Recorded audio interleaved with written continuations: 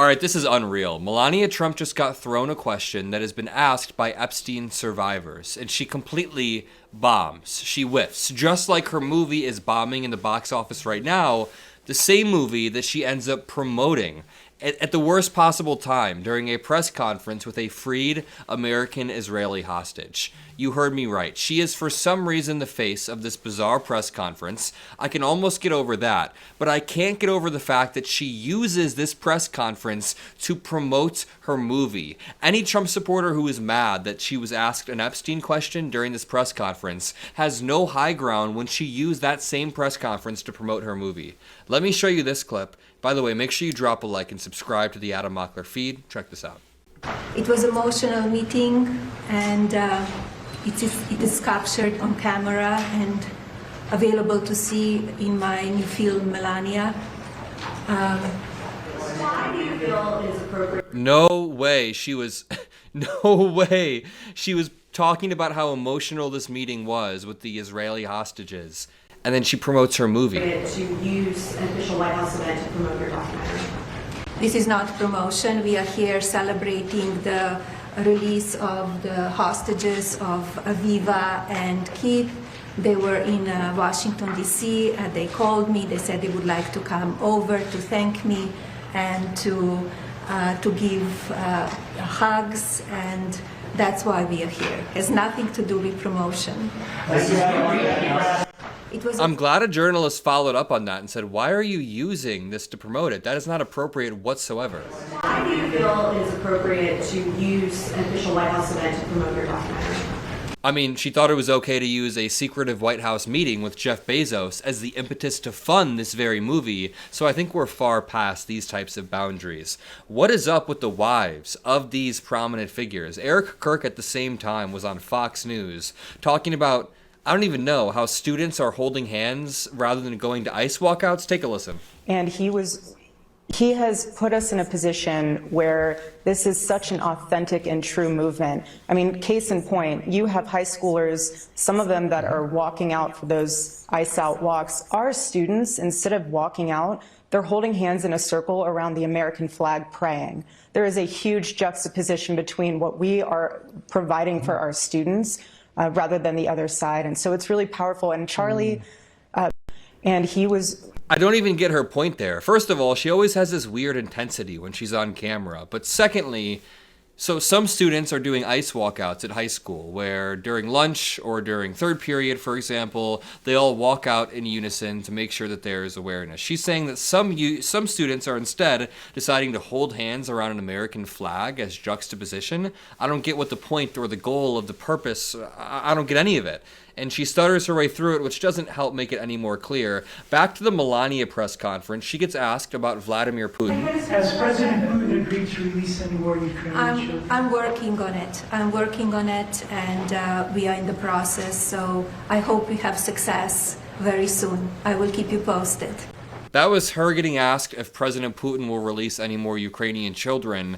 Credit where credit is due, Melania seems to be much more cognizant of this situation than Donald Trump is. Trump is the one who thinks Putin is a friendly guy he can look up to, he gets narcissistic supply from.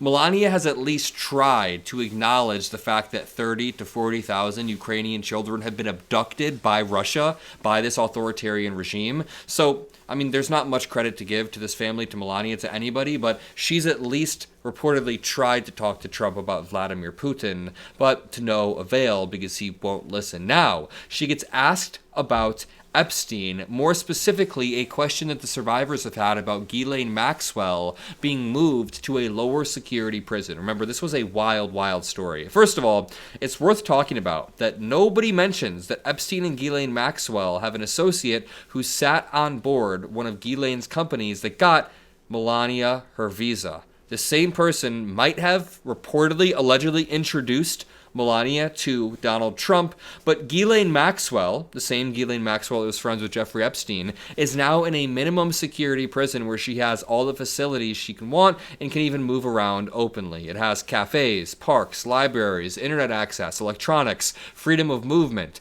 Visitation is open. There's dorm room styles. The Wall Street Journal then reported that Ghislaine Maxwell had a meeting with an unknown person in her new prison camp, during which the entire prison was on lockdown. Inmates say she is getting unusually favorable treatment by the prison. Let's think about it for a second. It was under Trump's first term that Jeffrey Epstein, quote-unquote, killed himself. That was when Trump had complete oversight of the prisons. Then Ghislaine was arrested under Biden. After Ghislaine was arrested, Trump gets into office and she has secretive meetings with the Deputy Attorney General, who was like Trump's personal lawyer before he got into office.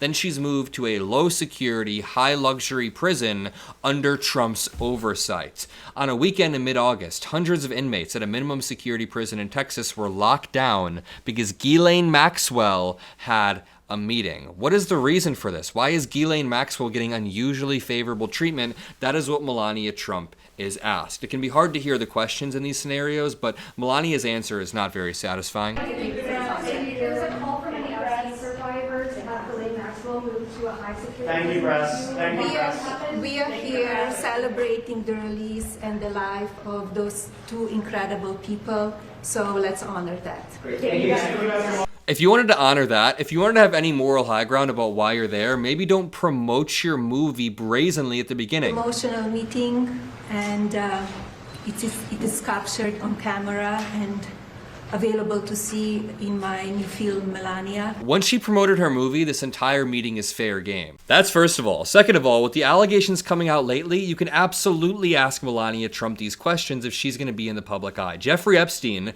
is the one who introduced Melania to Donald Trump, a document related to the late convicted child sex offender claims. Could you just imagine if this scandal would have happened 20 years ago, 30 years ago? Not only would the First Lady be relentlessly asked about it, the press secretary would be relentlessly asked about it, the president's inner cabinet, his inner circle, his chief of staff, his deputy chief of staff, the Stephen Miller of 30 years ago would constantly be hit with it. No matter what department you're at, if you're in the circle of the president, there would be exposés.